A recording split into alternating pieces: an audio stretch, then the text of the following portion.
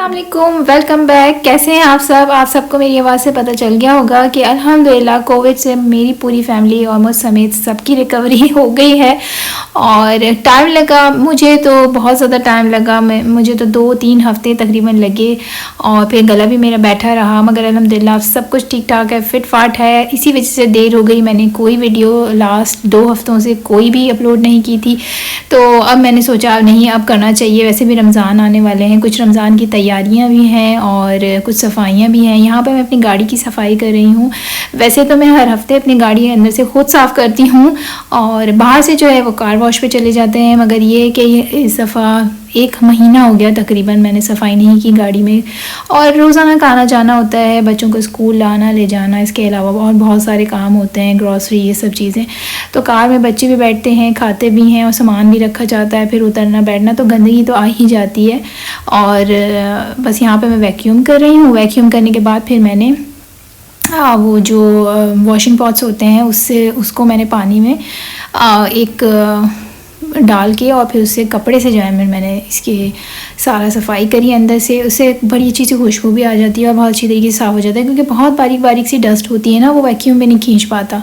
ये लेदर का है, इससे मैंने लेदर की सारी सीटें वगैरह जो भी थी साफ़ की। इसके अलावा सारे स्पेशल कपड़े मेरे हस्बैंड ने मुझे लेके दे रखे हैं कि भाई इससे ये साफ़ करना है, इससे ये साफ़ करना है, कोई दूसरा कपड़ा नहीं लगाना वरना स्क्रैचेस आ जाएंगे। तो मैं इसका ख्याल करती हूँ। ये कॉकपिट का है, इससे मैं सारा आगे का फ्रंट का जो भी है पोर्शन वो साफ़ करूँगी कार का। और इस तरीके से मैं कार की सफाई अंदर से खुद ही करती हूँ। बाहर से जो है कार वॉश के लिए वो हस्बैंड ले जाते हैं और बस इसी तरीके से सफाइयाँ होती रहती हैं। गंदगी भी होती रहती है, फिर सफाई होती रहती है, फिर गंदगी होती रहती है। एहतियात के तौर पे, क्योंकि मैं जीन्स वगैरह पहनती हूँ, तो एक दफ़ा मेरे पास पुरानी जो कार थी उसमें मेरे जो है ना जीन्स का कोई निशान रह गया था, ब्लू प्रिंट सा रह गया था। इस वजह से मैं अब एहतियात करती हूँ ये कि काली सीटें भी हैं तब भी मैंने टॉवल्स उस पर बिछा रखे हैं।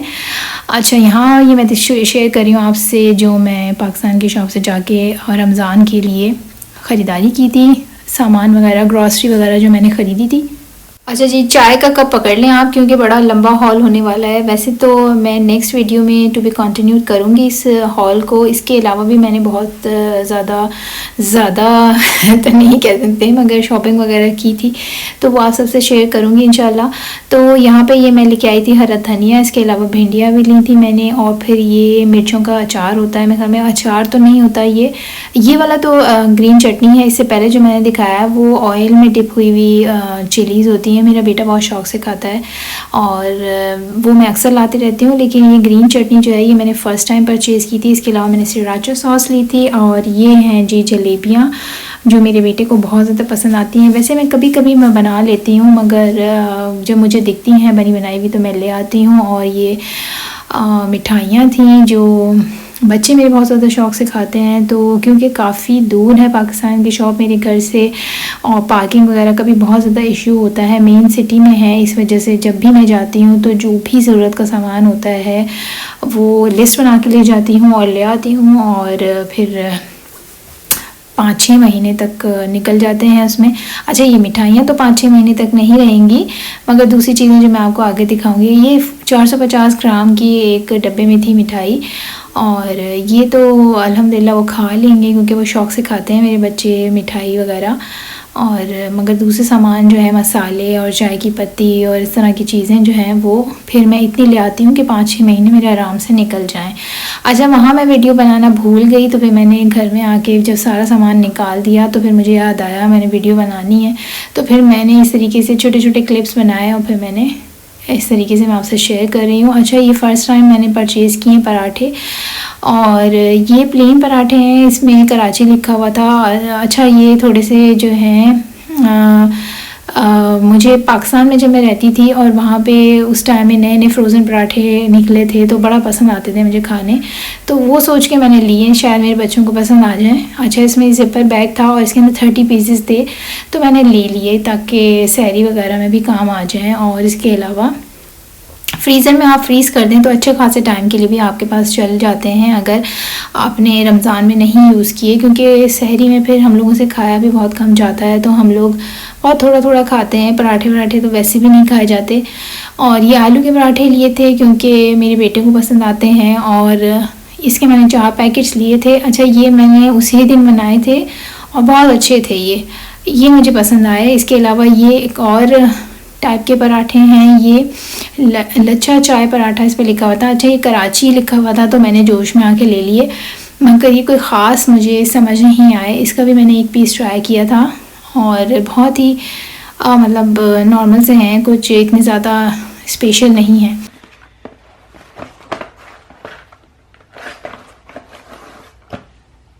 अच्छा, मसालों में मैं काफ़ी सारे मसाले ले आई थी, लाइक कोफ्ता मसाला और ये पुलाव बिरयानी मसाला, इसके अलावा चना मसाला, फ्रूट चाट मसाला और ये बहुत सारे मैं मसाले ले आई थी जो कि आगे पीछे भी काम आ जाते हैं, ज़रूरी नहीं है कि रमज़ान में ही आप यूज़ करें। इसके अलावा मैंने बेसन का भी एक पैकेट ले लिया था। वैसे तो यूजुअली मेरे पास एक आध पैकेट रखा है, वही होता है। जैसे कि मैंने आपसे कहा, जब भी मैं जाती हूँ मैं ले आती हूँ जो भी ज़रूरत का सामान मेरा होता है। अच्छा, ये 2 किलो का था तो मेरे ख्याल में मेरे पास एक और रखा हुआ है 2 किलो का, तो 4 किलो इनफ है। और वैसे भी हम लोग इतना ज़्यादा एहतमाम नहीं करते अफ्तारी में, और क्योंकि बच्चे और हस्बैंड काम वगैरह से आते हैं और तो अफ्तारी का टाइम ही हो रहा होता है, तो फिर वो डायरेक्ट हम लोग खाना ही खाते हैं, क्योंकि हम लोग 8 बजे के बाद प्रेफर नहीं करते कुछ खाना। मगर ये कि रमज़ान में ऊपर नीचे हो जाता है अफ्तारी का टाइम जो भी होता है उसके हिसाब से, और हम लोग डाइजेस्ट नहीं कर पाते। हम लोगों को बहुत भारी भरन होता है, सुबह बहुत जल्दी उठना होता है, रात को बहुत जल्दी सोने की कोशिश करते हैं। अच्छा, ये 4 पैकेट थे जो चाय की पत्ती के मैंने ले लिए थे, 4 से 5। इसके अलावा ये मैंने दालें थी, कुछ मूंग दाल और ये रेड वाली जो दाल होती है, ये दोनों मूंग की और ये दोनों मिला के मैं बनाती हूँ अक्सर, और ये मेरे बच्चों को पसंद भी बहुत ज़्यादा आती है। इसके अलावा मैंने इस दफ़ा एक ट्राई किया था जी, ये बाजरे का आटा लेना। इससे मैं सोच रही थी कि मैं रोटी बनाऊँगी, इस वजह से मैंने ये ले लिया था। अब मुझे कभी बनाई तो मैंने कभी नहीं है, लेकिन इंशाल्लाह जब मैं ट्राई करूँगी और फिर मैं आपको बताऊँगी कैसा मेरा एक्सपीरियंस रहा। तो ये एक मैंने पैकेट ले लिया था। इसके अलावा बहुत सारे चाट मसाले वगैरह ले लिए थे। चाट मसाले वैसे भी डेली यूज़ में आते ही रहते हैं, मेरा बेटा अक्सर बहुत सारी चीज़ों के साथ यूज़ करता है। अच्छा, मेरा बेटा जो है ना खाने पीने में बहुत ज़्यादा पाकिस्तान के खाने खाना पसंद करता है इस तरीके से, मगर उसके अलावा और कोई नहीं खाता, मैं खाती हूँ बस। दोनों बेटियाँ भी बहुत कम मिर्चें, फीका ज़्यादातर, और हस्बैंड भी। तो ये चना चाट मसाला है। इसके अलावा फ़िश फ्राई का भी मसाला ले लिया था, कुछ नीमको के पैकेट ले लिए थे, ये भी ऑब्वियसली मेरे बेटे के लिए हैं क्योंकि वही शौक़ से खाता है ये। और इसका स्नैक बीच में टाइम आता है क्योंकि वो स्कूल उसका इतनी देर तक होता है, तो फिर आके या बीच में कुछ ना कुछ उसको चाहिए होता है। अच्छा, ये मैंने ले लिए थे खजूर वैसे तो यहाँ नॉर्मल दुकान में हर वक्त ही अवेलेबल होते हैं, आपको कोई ऐसा मसला नहीं है। इस वजह से मैंने बहुत छोटा सा एक पैकेट लिया था, इसमें मेरे ख्याल में 10 पीसेस होंगे। तो जब रमज़ान शुरू होंगे इंशाल्लाह मैं मज़ीद ले आऊँगी। और इसके अलावा मैंने ये लिए थे समोसे। अच्छा, ये मेरे पूरे घर में सबको बहुत पसंद आते हैं, हालांकि थोड़े से स्पाइसी होते हैं। अच्छा, पहले भी मैं ये समोसे लाती रही हूँ नॉर्मल यूज़ के लिए, जैसे इस दफ़ा तो मैं रमज़ान के लिए लेके आई थी बाकायदा, मगर ये मैं ला के रखती रही हूँ और मेरे बच्चे, हस्बैंड और दोनों बेटियाँ भी शुक्र है खा लेती हैं शौक़ से ना, और केचप वगैरह के साथ। तो ये मैं फ्रीज़र में रख चुकी हूँ, अपने 2-3 बैग्स में लेके आई थी, 2-3 पैकेट्स लेके आई थी, और बल्कि 4 पैकेट्स थे, हाँ 4 पैकेट्स थे। और ये रमज़ान के अलावा भी यूज़ हो जाएंगे, ऐसा कोई मसला नहीं है, रमज़ान के बाद भी खा लिए जाते हैं। तो कुछ आइटम्स ऐसे मैं लाई थी जो पूरा साल भी यूज़ किए जा सकते हैं कभी ना कभी, और कुछ प्रॉपर रमज़ान के थे। अच्छा, ये है वो हॉल जो मैं नेक्स्ट वीडियो में भी आपसे कंटिन्यू करूँगी, आप देखिएगा ज़रूर। यहाँ पर मैं आपको शो कर रही हूँ, ये एप्पल पेंसिल की टिप्स थी। हाँ, ये एप्पल पेंसिल है मेरे पास, जिससे हम सभी यूज़ करते हैं आईपैड में। मेरी बेटी जो है वो स्केचेस बनाती है, उसको ड्राइंग का बहुत ज़्यादा शौक़ है। अच्छा, मुझे नाम नहीं पता, उसका एक ऐप है उसमें वो बनाती है। और इसके अलावा मेरे हस्बैंड भी कोई ऑफिस के काम के लिए कुछ राइटिंग उनको करनी हो तो वो एप्पल पेंसिल यूज़ करते हैं। तो मतलब वो एप्पल पेंसिल जब से उसकी टिप बेकार हुई है ना, सबके ही काम रुके हुए थे। ऐसे लग रहा था हम लोग के पास कागज़ और पेंसिल और पेन नहीं है लिखने के लिए, बस इसी से हम लिखते हैं और इसी के साथ हमारी ज़िंदगी है। बताएं, ऐसी आदत पड़ गई थी हम लोगों को इस पेंसिल की और आईपैड की, सबको ही।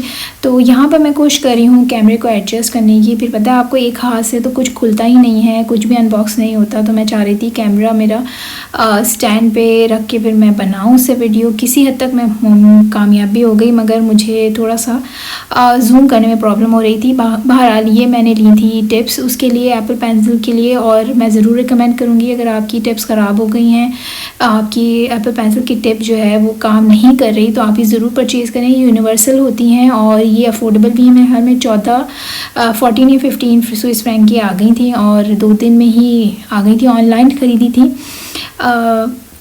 और ये देखें, ये पीली सी जो हो रही है ना डब्बे में रखी हुई, वापस ये है जी वो ख़राब हो गई और ये नई वाली लगा दी और यूज़ भी हो गई। ये बड़ी अच्छी थी, मैं बहुत सेटिस्फाई हुई। अच्छा थोड़े से ही पैसे हों मगर आप कोई चीज़ लें और वो आपको पसंद आ जाए या आपके काम की हो तो बड़ी खुशी होती है कि भाई एक अच्छा काम हो गया, पता नहीं अजीब सी सेटिस्फेक्शन हो जाती है।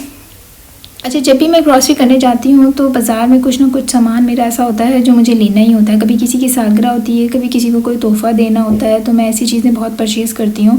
और ये मैंने स्पेशली किसी के लिए लिया था जिनको मेकअप वगैरह या इन चीज़ों का इतना ज़्यादा अंदाज़ा नहीं है। उन्होंने मुझे कहा था भाई मुझे ऐसी चीज़ों का पता नहीं होता, तो जब भी तुम मुझे कभी कोई चीज़ दो तो ऐसी चीज़ें देना क्योंकि तुम्हें ज़्यादा पता होता है, उनके मुकाबले में मुझे ज़्यादा पता है, हालाँकि मुझे भी इतना कुछ मालूम नहीं है।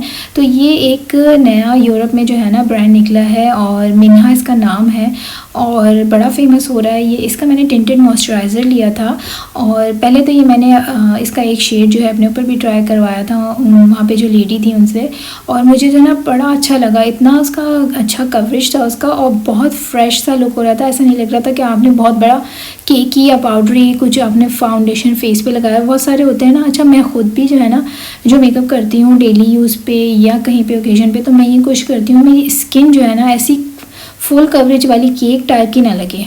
बहुत हल्का सा कवरेज होता है उसका, मगर ऐसा होता है कि आपकी स्किन ग्लो कर रही होती है और फ्रेश लग रही होती है। तो ये बड़ा अच्छा था इस चीज़ के लिए, तो मुझे बहुत पसंद आया। तो मैंने इसका एक टिंटेड मॉइस्चराइज़र ले लिया था, उन्होंने बड़े प्यार से एक बैग में भी रख दिया था। अच्छा, इस हॉल का बाकी हिस्सा आप मेरी नेक्स्ट वीडियो में देखेंगे। अपना बहुत ज़्यादा ख्याल रखिएगा। अल्लाह हाफ़िज़।